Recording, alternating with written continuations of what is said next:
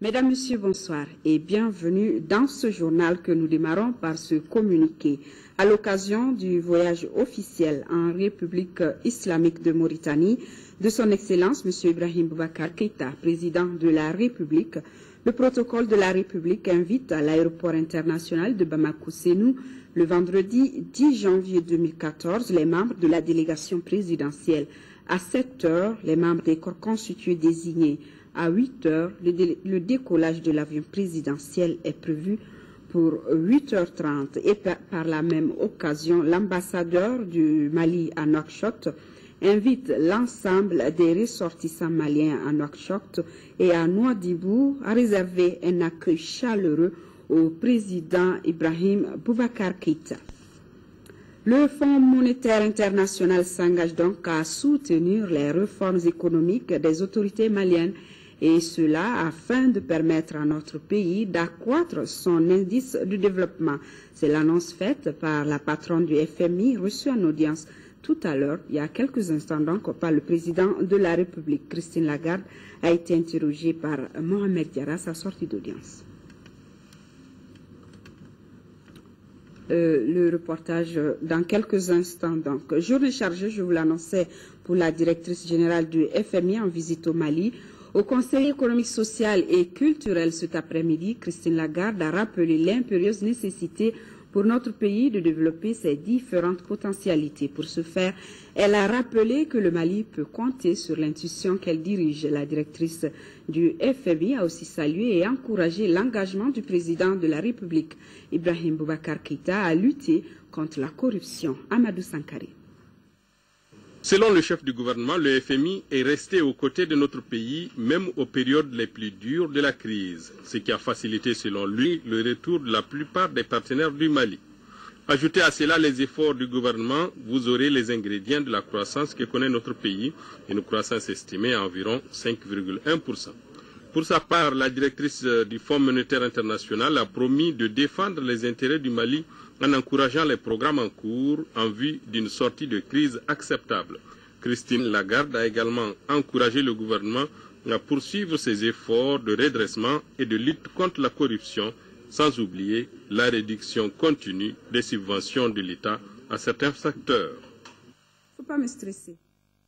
Toutes nos excuses. Deuxième jour de la visite au Mali donc du patron du FMI, Christine Lagarde a rencontré le Premier ministre malien avec une dizaine de membres du gouvernement au cours des échanges. Oumar Tatamli a remercié l'engagement du FMI aux côtés du Mali durant la crise. Le reportage que vous venez de suivre est donc sur le sujet. Avec les femmes leaders, c'est autour d'un déjeuner que les échanges se sont déroulés. Une rencontre qui a permis à Christine Lagarde de faire connaissance avec les femmes leaders du Mali et par la même occasion leur prodiguer des conseils pour la bonne marche de leur carrière professionnelle. Le compte rendu, Rachel Tessougué. Au cours de ce déjeuner, la directrice générale du Fonds monétaire international a partagé son expérience professionnelle avec quelques femmes leaders du Mali. Chacune d'entre nous, puisqu'on est des femmes leaders de plusieurs secteurs, certaines sont politiques, d'autres sociétés civiles. Donc vous voyez, des femmes entrepreneurs et tout. Chacune dans son secteur est femme leader. Elle apporte quelque chose pour son pays, pour la communauté. Les femmes leaders présentes pensent que cette rencontre peut être une source d'inspiration pour la bonne marche de leur carrière professionnelle. C'est très très bénéfique. On a fait le tour de toutes les questions qui peuvent se poser aux femmes, que ce soit des questions de promotion, que ce soit des questions de promotion au niveau des gouvernements ou bien au niveau des parlements ou bien au niveau des élus. En gros, donc on a vraiment échangé et elle a montré sa disponibilité à continuer à échanger. C'était un cadre informel, mais elle nous a promis de formaliser ce cadre-là. Le Fonds monétaire international est une institution regroupant 185 pays. Son rôle est de promouvoir la coopération monétaire internationale, de garantir la stabilité financière et de faciliter les échanges internationaux. Le président du Haut Conseil des collectivités territoriales a respectivement reçu en audience le nouveau représentant de WaterAid et le coordinateur national de la coalition malienne. Publié ce que vous payez. Oumarou Ag Ibrahim a abordé avec chacun ce que doit être sa contribution au développement socio-économique. Youssouf Diakité. Les représentants de la première organisation reçue par le président du Haut Conseil des collectivités, c'est bien ceux de l'ONG internationale WaterAid. Avec eux, il a été question de l'accès des populations à l'eau potable et à tous les niveaux. Ces derniers ont saisi l'occasion pour demander l'accompagnement du Haut Conseil des collectivités territoriales. C'était principalement une visite de courtoisie. Aussi une visite pour exprimer au Haut Conseil notre gratitude pour tout le soutien et aussi renouveler notre engagement dans la collaboration avec les collectivités territoriales. Ensuite, le président du Haut Conseil a reçu la coalition malienne publier ce que vous payez. Nos échanges ont porté sur les résultats de nos études et recherches-actions que nous avons eu à mener. La coalition malienne publie ce que vous payez et travaille dans le domaine des industries extractives. Qui dit industrie extractive au Mali aujourd'hui parle de l'exploitation minière, notamment l'or. Chacun se dit dans son domaine prêt à accompagner le Mali dans son combat pour assurer des populations. Conférence de presse de la MINUSMA, c'est pour publier le bilan des 6 mois de sa présence au Mali. Tenu au siège de la MINUSMA, le représentant spécial du secrétaire général de l'ONU au Mali a retracé le chemin parcouru, les réalisations et les défis à relever. Al-Husseini Touré. L'intervention de la MINUSMA a connu des avancées dans le sens du rétablissement de l'autorité, de la sécurisation et du processus électoral, dixit Bert Koenders. La fin de l'année 2013 consacre aussi, comme j'ai dit, 6 mois de présence officielle de la mission multidimensionnelle intégrée des Nations Unies pour la stabilisation au Mali. Ce sont beaucoup de mots, c'est pour cela qu'on dit MINUSMA, établie, comme vous le savez, par la résolution 2100 du Conseil de sécurité.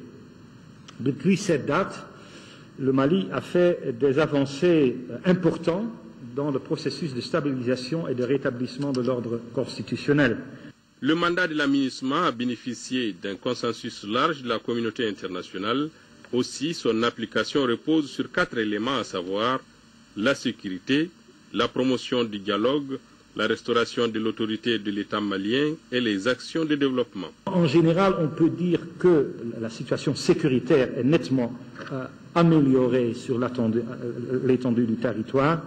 À ce jour, 5534 casques bleus opèrent au Mali.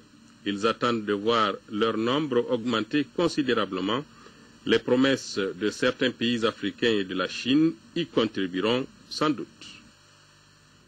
Passation de commandement au camp de garde de Ntomikorobougou entre l'ancien chef d'état-major et le nouveau, le colonel Zoumana Diawara. Ce dernier s'engage à donner une nouvelle dynamique aux unités de la garde dans les régions du Nord. Cette cérémonie militaire était placée sous la présidence du ministre de la Défense et des anciens combattants, Moussa Fane, compte rendu. C'est le colonel Zoumana Diawara qui est désormais le chef d'état-major de la garde nationale du Mali. Il a été investi dans ses fonctions ce jeudi au camp de garde de Tomokorobougou. Le nouveau chef d'état-major de la garde nationale souhaite dynamiser les unités de la garde nationale dans les régions du Nord pour le retour de l'administration. Ma priorité, c'est d'abord de maintenir l'élan imprimé par mes prédécesseurs dans un premier temps et dans un deuxième temps de faire revivre les unités qui sont implantées au Nord pour le retour effectif de l'administration et les services techniques de l'État.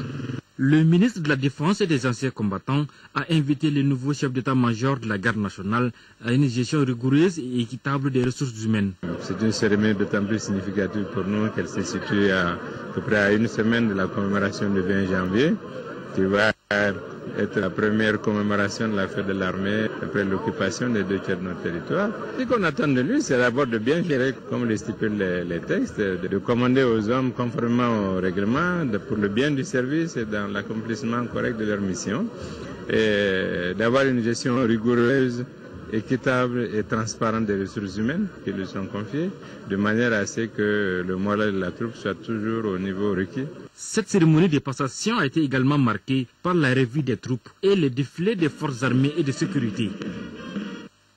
Et conférence de presse du président du SNID Faso Iruato, Maître Moutagatal, ce matin à la Maison de la Presse. L'objectif de cette conférence, que le parti tient à chaque début d'année, est de discuter avec les journalistes sur la vie du parti, mais aussi de présenter les vœux de bonnes et heureuses années à tout le peuple malien. Mahamadou Doumbia.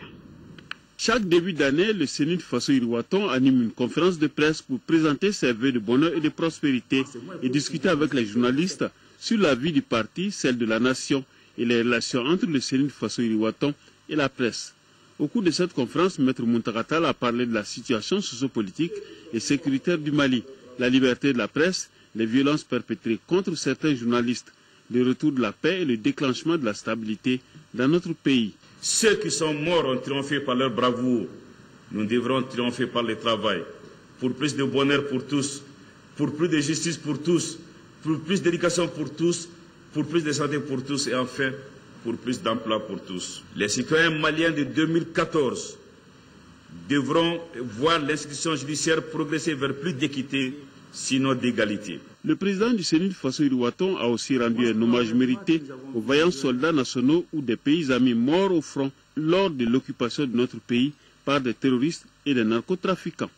Grâce au concours de nos chefs religieux qui ont combattu les thèses des prétendus djihadistes, de la France de François Hollande à travers l'opération Serval, de l'ONU par l'amunissement, du Tchad et de la CEDEAO, le sacrifice des soldats morts doit nous rappeler à toute heure que de nombreux devoirs, aussi urgents les uns que les autres, s'imposent à nous. À propos des questions posées par des journalistes, par exemple à l'élection législative, Maître Muntaga dit avoir accepté avec philosophie son départ de l'hémicycle, car, a-t-il ajouté, ne pas faire partie de l'hémicycle ne signifie pas une mort politique pour un candidat.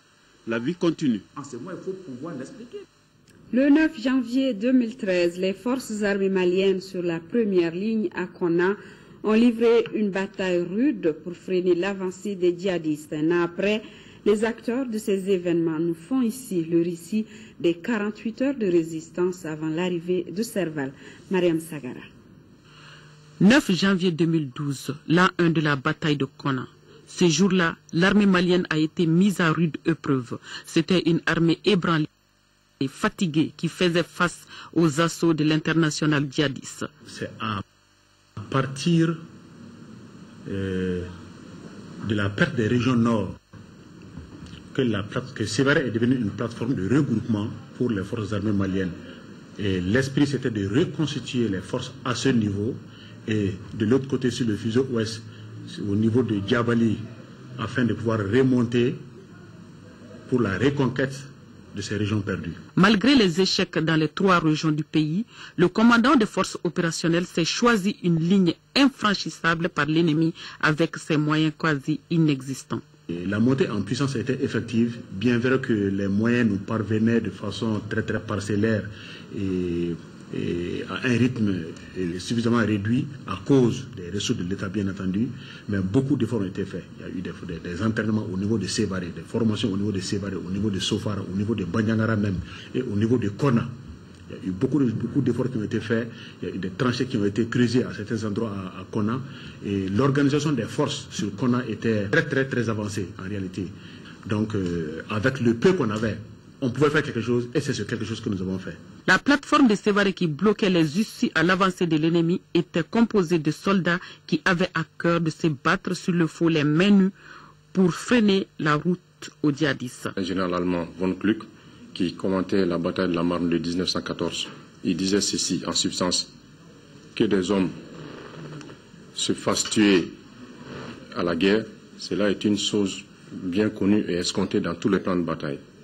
Mais que des hommes, après avoir reculé pendant des jours, que des hommes morts de soif, de fatigue, puissent reprendre le fusil et au son du clairon repartir à l'attaque, cela est une chose non ordinaire avec laquelle on n'a jamais appris à compter et une possibilité qui n'est jamais envisagée dans nos écoles de guerre. Du lot des combattants, quelques militaires se sont fait distinguer pour l'assaut final. Les commandos volontaires ont marqué un grand coup chez l'ennemi au cours des combats.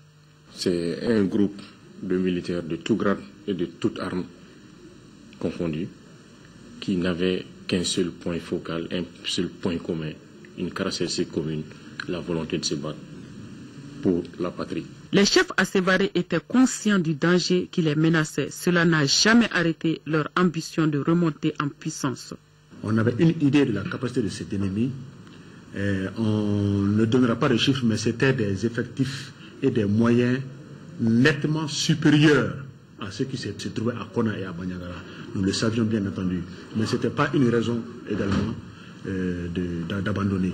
Nous, en fonction de ces menaces qui montaient, qui devenaient récurrentes, on a été déployé initialement dans un premier temps à Kona pour un séjour d'environ 3 mois, au cours duquel on a pu élucider toutes les menaces.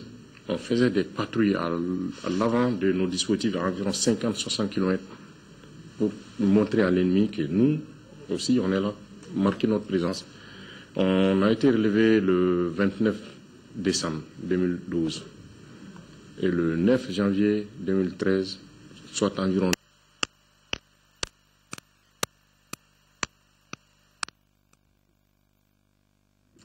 Toutes nos excuses pour ce problème. Vous aurez certainement, d'ici la fin de cette édition, peut-être, le reste de ce reportage. Une soixantaine d'élèves fonctionnaires de l'École nationale d'administration sont formés en gouvernance démocratique. C'est à la faveur d'un atelier de 3 jours ouvert ce matin et qui vise à promouvoir la culture de la bonne gouvernance et de la démocratie dans notre pays. Le compte rendu de Sokona Kamisoko.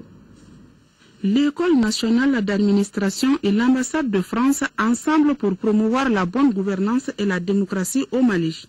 C'est dans ce cadre qu'une soixantaine d'élèves fonctionnaires suivent une formation sur la gouvernance démocratique.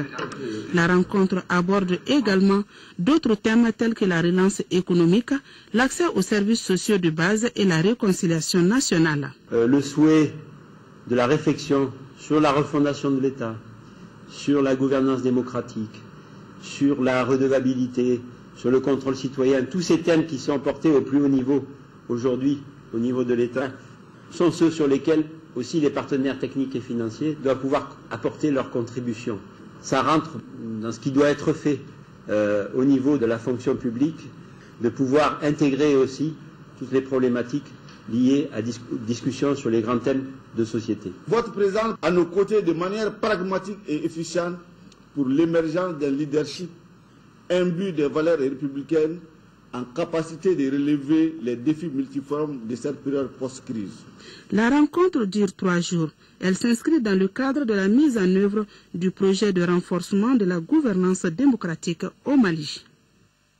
4e conseil d'administration de l'Agence de l'environnement et du développement durable, AEDD, pour 2014, l'agence accentuera ses interventions sur la promotion de la communication, la promotion de la citoyenneté environnementale et sur le démarrage de 4 nouveaux projets relatifs au changement climatique. Abdrahman Meiga. Les administrateurs ont passé en revue l'état d'exécution des recommandations de la 3e session du conseil d'administration, analysé le rapport d'activité 2013 et adopté le projet programme 2014. Avec plus d'1 milliard de francs CFA en 2014, l'AEDD axera ses interventions sur l'élaboration de la stratégie nationale de développement durable, sur la collecte et la gestion de l'information environnementale et sur l'opérationnalisation des textes relatifs à la protection de l'environnement. On peut dire aujourd'hui que tous les textes législatifs et réglementaires existent en matière de protection de l'environnement, en matière de gestion des ressources naturelles. Mais cela n'a pas empêché la détérioration du cadre de vie. Après des moments de turbulence dus à la crise politico-sécuritaire, l'Agence de l'environnement et du développement durable retrouve désormais ses marques avec l'acquisition de 4 projets. Ces programmes relatifs aux effets des changements climatiques permettent, courant 2014, à l'AEDD de mobiliser plus de 35 millions de dollars, soit 17 milliards de francs CFA. L'AEDD a eu une année bien remplie sur des domaines stratégiques dont la mise en route va permettre de résoudre plusieurs difficultés opérationnelles constatées. Les activités inscrites à l'agenda de ces projets sont l'opérationnalisation du fonds climat, l'intégration des changements climatiques dans les projets de développement, le renforcement de la communication pour la promotion de la citoyenneté environnementale, entre autres.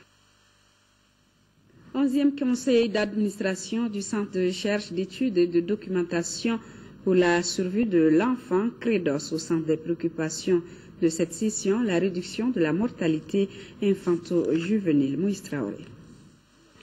Le Centre de recherche, d'études et de documentation pour la survie de l'enfant, CREDOS, qui en est à la 11e session de son conseil d'administration, travaille à la réduction des causes de mortalité liées au paludisme, aux infections respiratoires et à la malnutrition des tout-petits. Son projet de budget 2014 2014 est d'environ 314 millions. Nous espérons pourra nous permettre de mener de nouvelles recherches, de restituer et disséminer, publier la recherche que nous avons faite sur la mortalité des enfants, le suivi de la mortalité à temps réel. Nous voulons mener deux nouvelles recherches, chercher des moyens ou bien faire le plaidoyer pour que nous puissions avoir une voie d'accès. Malgré la crise politico-sécuritaire de 2012, le CREDOS a pu réaliser des activités. En 2013, le CREDOS a réussi un niveau d'exécution de 98,02% de son budget, avec un taux exceptionnel de mobilisation de 273% des fonds des partenaires. Des fonds initialement prévus avec les partenaires pour mener des recherches, dont l'une des plus importantes est trouver une stratégie pour mesurer la mortalité à temps réel, ne plus attendre chaque 5 ans pour estimer la mortalité des enfants. Parmi les acquis de 2013, le centre se réjouit de l'élaboration de son projet d'établissement sur 5 ans et de la validation du protocole d'étude sur l'utilisation de la téléphonie mobile. Un instrument qui contribuera à l'amélioration de l'accès aux soins essentiels communautaires dans la région de Ségou. 4e réunion du comité technique d'orientation du programme de développement de l'irrigation du bassin du Bani et à Sélengué de la zone de Manikura. Au cours de la réunion, le projet de programme d'exécution technique et budgétaire pour la campagne 2014-2015 a été examiné. Brahima Kone, compte rendu. La campagne agricole 2013-2014 dans le périmètre de Manikura s'est caractérisée par une pluviométrie abondante pendant les mois de juin, juillet et septembre, ainsi qu'une crue du fleuve Sankarani. L'objectif en matière de culture céréalière d'hivernage est atteint à 65,5% et les réalisations des cultures maraîchères s'élèvent à 97%. C'est ce qui ressort de la 4e session du comité technique d'orientation du programme de développement de l'irrigation dans le bassin du Bani et à Sélengué PDI-BS. Au niveau de la composante A, qui concerne le développement des infrastructures de production, l'étude du CI de Kourouba est presque finie. Dans les composantes appui à la production agricole, nous avons pu élaborer 5 sous-projets à l'intention des propriétaires de la zone.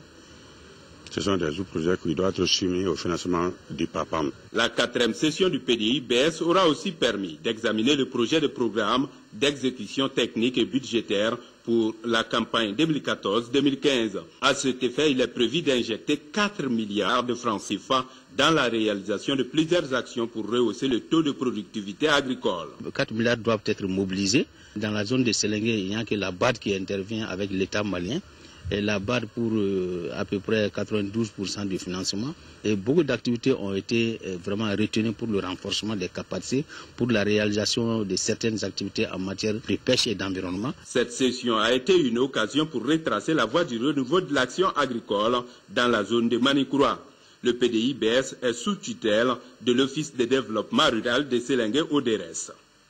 Les populations de Mamasoni dans la commune urbaine de Sikasso auront bientôt un centre de santé communautaire. C'est le fruit du jumelage entre Brive-la-Gaillarde et Sikasso. La cérémonie de pose de la première pierre de l'infrastructure a eu lieu hier mercredi. Compte rendu depuis Sikasso de Sekou Konaté.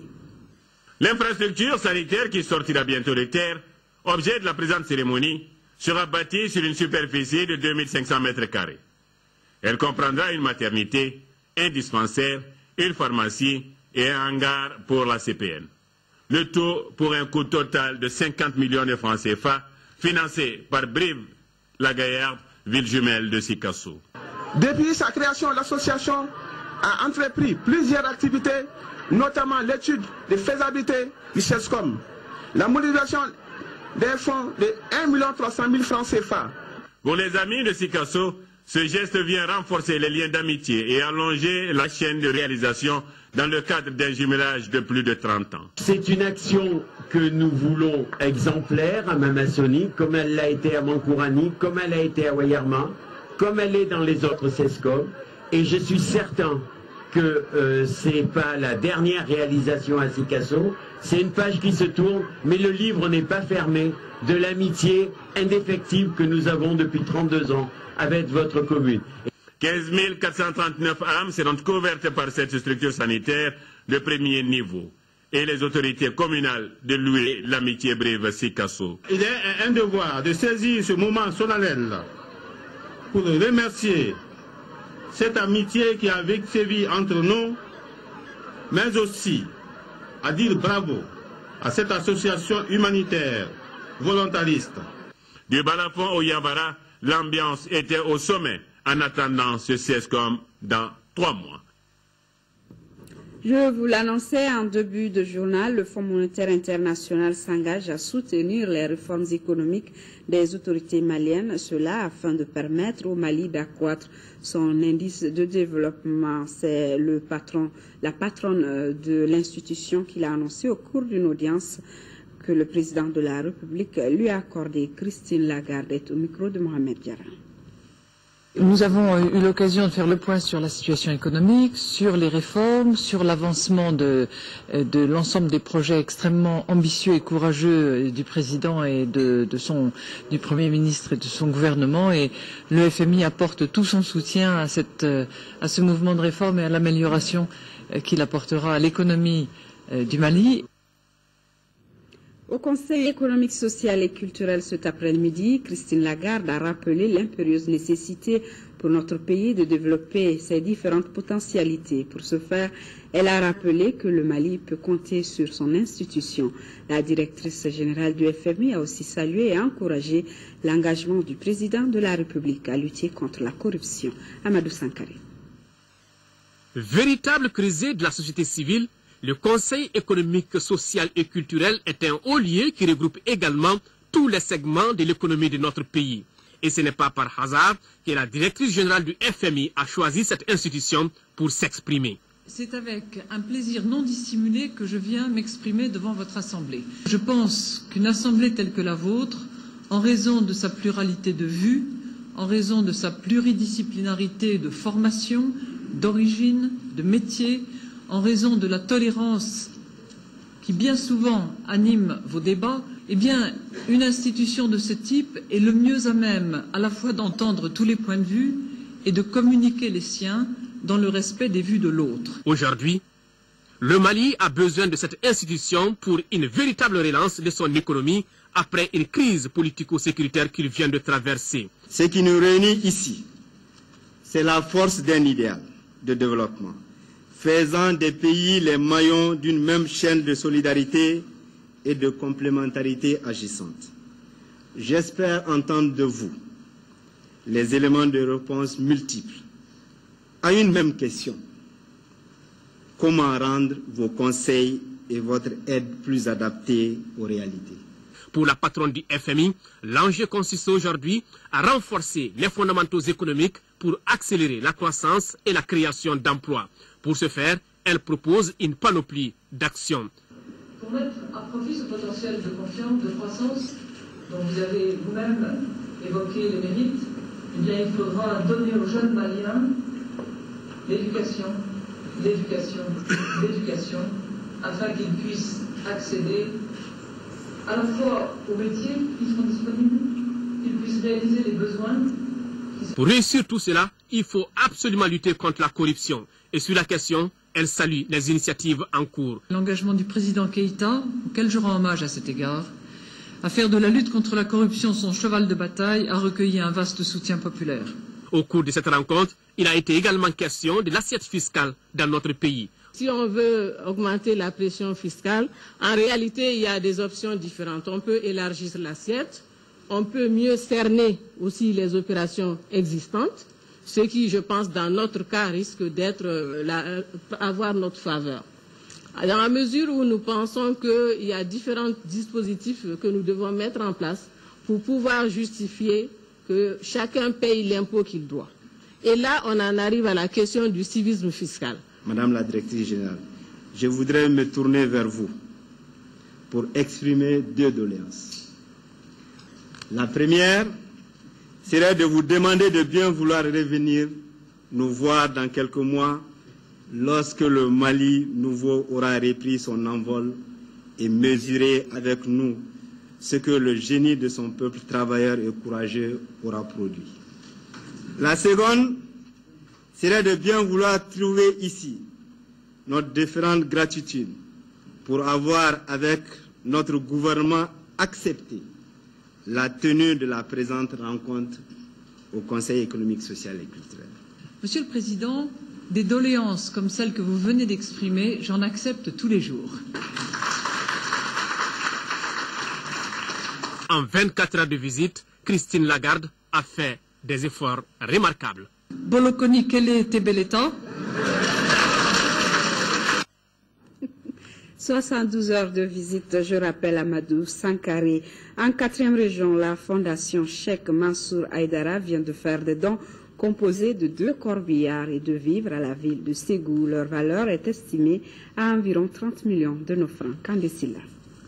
2 corbillards pour les quartiers Sido-Soninkoura et Ségouroua, 200 sacs de riz, autant de quantités de sucre, de farine, de bidons d'huile, de nattes et de couvertures destinés aux associations féminines et à la maison d'arrêt de Ségou. Ce don de la fondation Cheikh Mansour Aïdara est estimé à 30 millions de francs CFA. Ce geste est une modeste contribution à l'amélioration des conditions de vie des populations de Ségou. Nous avons fait ce don dans le cadre de la fête de Mouloud et nous espérons que, Inch'Allah, chaque année, nous donner plus que ça, Inch'Allah. Geste de solidarité, mais aussi de développement à apprécier le gouverneur de Ségou. Les axes d'intervention de la Fondation Cheikh Mansour Aïdara sont en droite ligne avec la mise en œuvre des priorités nationales en ce qui concerne la protection sociale et le renforcement des capacités des ressources humaines et particulièrement celle des femmes. Du maire de Ségou au porte-parole des bénéficiaires et autres intervenants, tous ont salué la fondation Cheikh Mansour Aïdara pour sa contribution remarquable à l'amélioration des conditions de vie des Ségoviens. Plan Mali a remis des kits d'équipement d'environ 55 millions de francs CFA au district sanitaire de Kita. La cérémonie de remise a enregistré la présence des autorités locales du Kita, les agents socio-sanitaires et les ONG partenaires. Le reportage est de Fadim Bakita avec la voix de Nouhoum Sissoko. Cette remise d'équipements et de produits médicaux au district sanitaire de Kita vise à améliorer la qualité des soins de santé dans le cercle. Elle doit aussi contribuer à réduire la mortalité maternelle et infantile. Le Plan Mali, comme vous le savez, est une organisation humanitaire de développement centré sur l'enfant, dont sa vision est celle d'un monde dans lequel tous les enfants réalisent leur plein potentiel au sein des sociétés respectueuses des droits et de la dignité de la personne. Les autorités locales et les responsables du centre de santé de référence de Kita louent cette action à portée humanitaire.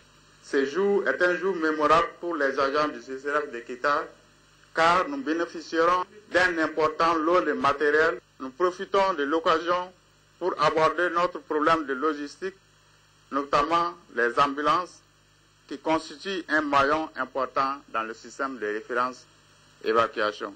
Mes impressions, c'est des impressions de joie, de satisfaction et de reconnaissance à l'endroit du Plan Mali et de tout son staff. Plan Mali, dans cette activité, a bénéficié de l'appui de l'Agence canadienne pour le développement international. Au-delà de ce renforcement de capacité opérationnelle des services de santé, Plan Mali intervient dans les secteurs de l'éducation et du développement rural. Voilà, c'est la fin de cette édition. Nous vous présentons toutes nos excuses pour les multiples problèmes rencontrés au cours de ce journal.